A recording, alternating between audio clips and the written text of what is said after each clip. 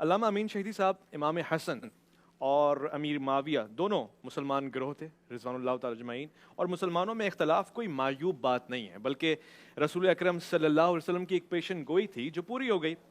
حضرت صلی اللہ علیہ وسلم نے امام حسن کے لیے فرمایا تھا کہ میرا یہ بیٹا سید ہے، اور اللہ اس کے ذریعے مسلمانوں کے دو گروہوں میں صلح کرائے گا۔ تو جب امام نے صلح کر لی، اب یہ سوال سمجھنے والا ہے، امیر معاویہ کی بیعت کر کے انہیں قبول کر لیا، تو پھر اہل تشیع حضرات انہیں قبول کیوں نہیں کرتے؟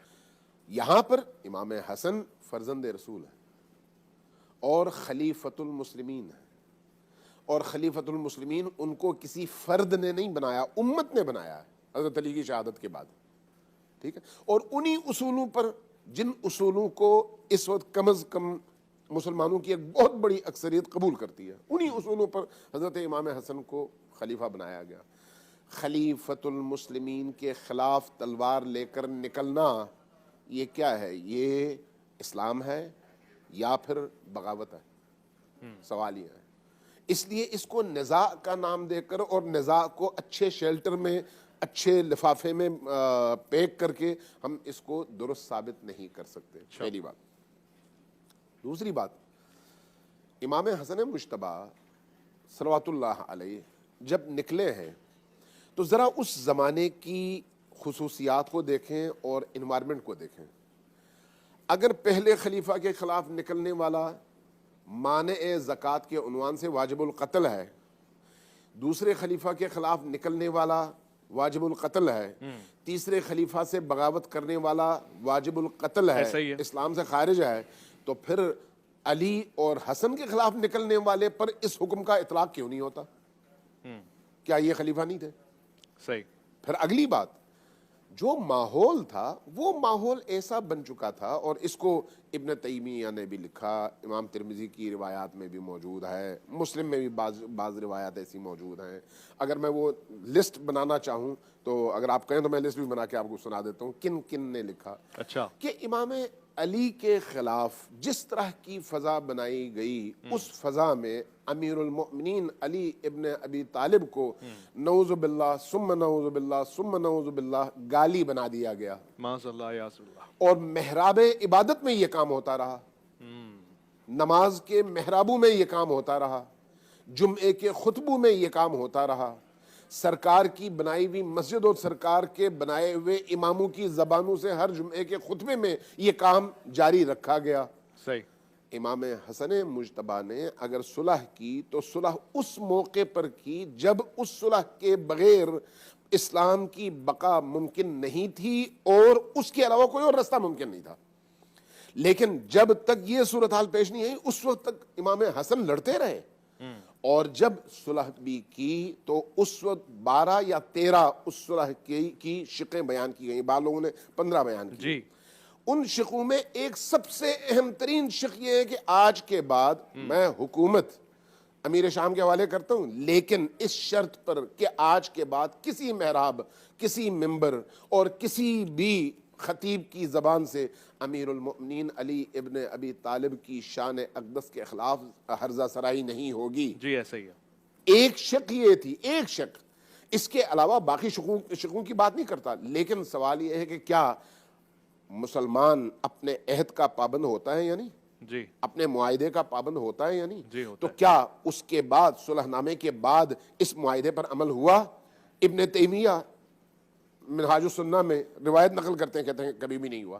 اچھا، کبھی بھی نہیں ہوا۔ ممبروں سے جاری رہا۔ سنن ترمذی کی روایت میں پڑھ رہا تھا، کبھی بھی نہیں ہوا۔ ہمیشہ امیر المؤمنین کو گالیاں دی جاتی رہیں، یہاں تک کہ حج میں امیر شام آئے اور وہاں پر سعد ابن ابی وقاص سے ملاقات ہوئی تو انہوں نے پوچھا کہ میں نے سنا ہے کہ تم علی کو گالی نہیں دیتے، وجہ کیا ہے؟ کہا کہ میں اور علی کو گالی دوں؟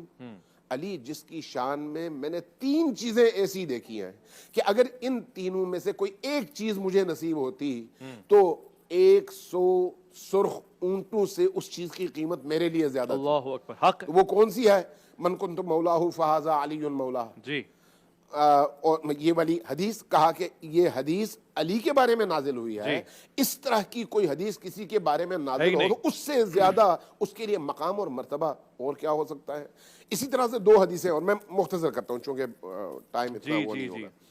اب جب اس انوائرمنٹ میں آپ دیکھتے ہیں تو ہم پابند ہیں اہل البیت علیہ الصلوۃ والسلام کے، ہم پابند ہیں ان اصولوں کے جو قرآن نے دیا ہے.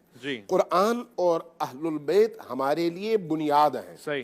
جو بھی ان دونوں کے مطابق ہو وہ ہماری آنکھوں کا نور ہے، ہمارے سر کا تاج ہے. جو ان دونوں سے انحراف کرے، چاہے وہ کوئی بھی ہو، چاہے وہ کسی امام کا اپنا بیٹا ہی کیوں نہ ہو، چونکہ ہو سکتا ہے بعض اوقات انبیاء کے بیٹے منحرف ہوئے ہیں، تو اس لیے انحراف انسان کو انحراف کا مرحلہ پیش آ سکتا ہے، امتحان پیش آ سکتا ہے.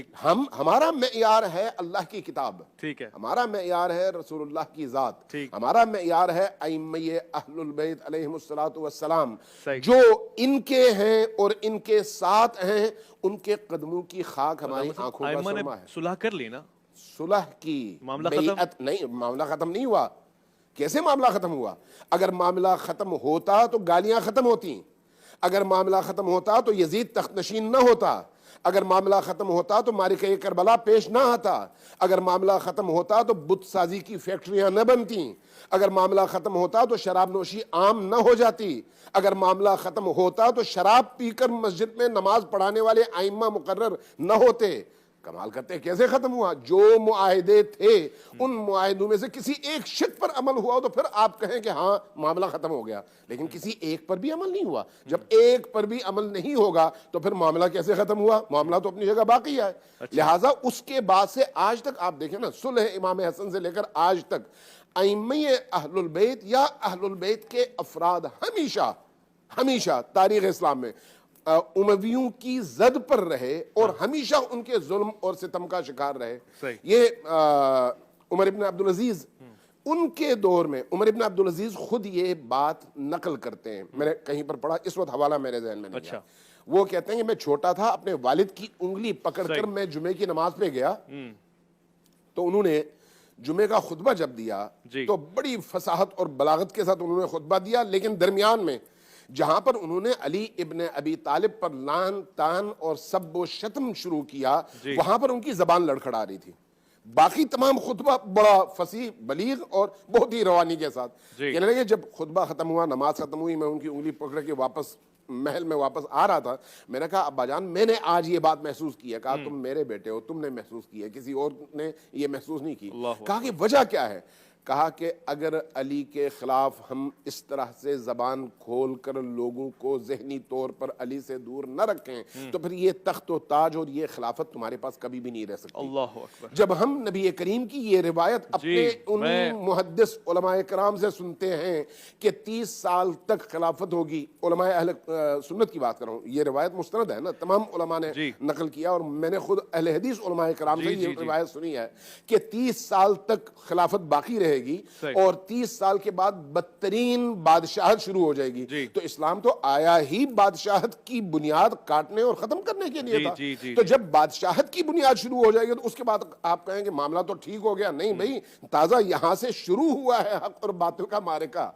تو اس لیے اس معرکے میں پھر آپ کبھی بھی یہ نہیں کہہ سکتے کہ معاملہ ختم